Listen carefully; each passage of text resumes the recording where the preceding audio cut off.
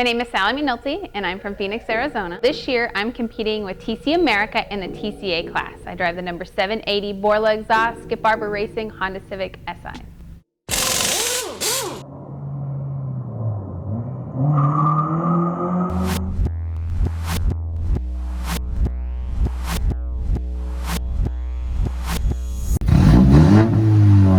Racing time attack back in 2013 professionally, or I guess competitively, with Global Time Attack. My first event was at Chuckwalla Valley Raceway in 2013.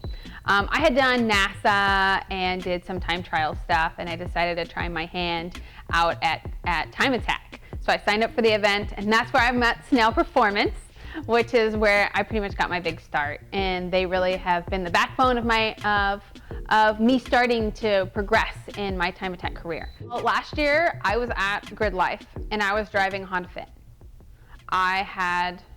Was just out there driving the Fit, and I love driving the Honda Fit. It's actually the Grid Life Fit. They do a thing called Spec Fit, where you go out there and a bunch of us Fits like race against each other for times. And it's a ton of fun. I love the little car. I drove it literally till the tires were bald. I got Grid Life and another lady named Renee Hines actually contacted me through Honda and asked if I would like to drive their Honda Civic next year.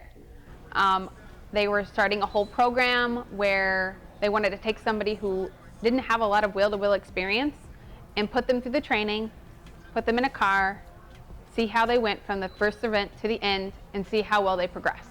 I was super over the moon with, because it was something new. I wanted to try something different. Honestly, I had never pursued anything in wheel-to-wheel. I've always just thought of myself as somebody who drives time attack. And the thought that somebody thought about that for me was super cool. I was just blown away. So I contacted Skip Barber, got a competition license. I went to Laguna Seca for 5 days and drove their Mustangs and learned about race starts and passing and all of those things. I got the car from Honda, actually at the first event at COTA. I was terrified, to say the least, of my first event. My first actual wheel-to-wheel race, I was kind of scared. After that first event, I realized that I didn't do as well as I thought I would do, and that I really needed to step it up. I talked to Skip Barber. I went and bought a simulator. So I went home and I sat at home and I drove races and Miatas and cars on the simulator, trying to get that close proximity to cars and learn and feel good with passing. And the next race I went to, I did so much better. I took a 10th place finish on my third race, because you have 2 races a weekend. My best finish so far is I finished 6th, which I'm super pumped on. I've never done this before. Big difference between time attack and wheel-to-wheel racing is the proximity to cars. In time attack, you don't want anyone around you. If you get someone close to you, you're probably going to lose time on your time, because that person might be slower than you. You might be catching them. You want to give yourself a pretty good gap, so you can possibly lay down that fastest time. You're only out there for about 3 to 4 laps. I mean, if you have a car that can last longer than that, my particular car won't. If you don't get it done in 3 to 4 laps, you're not getting it done. You're not going to get done. You're not going to get any faster. Wheel-to-wheel racing, there's a lot more to it. You have 40 minutes. I'm out there, their race is 40 minutes long, and I don't want to burn up those front tires like I would in time attack. I want to put down my fastest lap possible, the first lap out of the gate, second lap or third lap.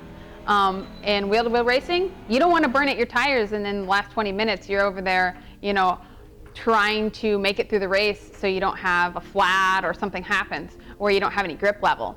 Also, you want to work on your strategic placement of the car, like racecraft. You want to find a way to, where is that person's weakness that you see in front of you, and where can you maximize that and set yourself up for that pass. You want to be set up for that pass maybe 1 to 2 corners before you get there. Drafting and a lot of those racecraft type things are totally different than what I was used to.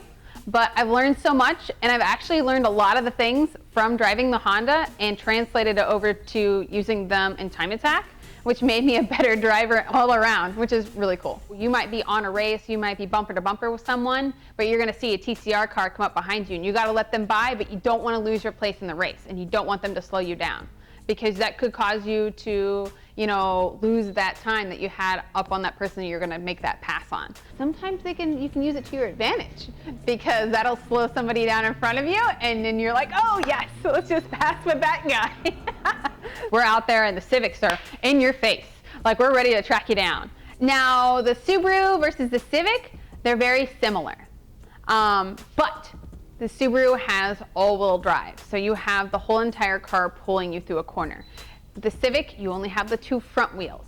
I really, really like the Civic. It actually made me be such a better Subaru driver, because I've learned to drive a car by the, you know, literally pulling the rear wheels behind you. You know, you can actually, you know, turn the car, get it to rotate. I've learned a lot about car setup also.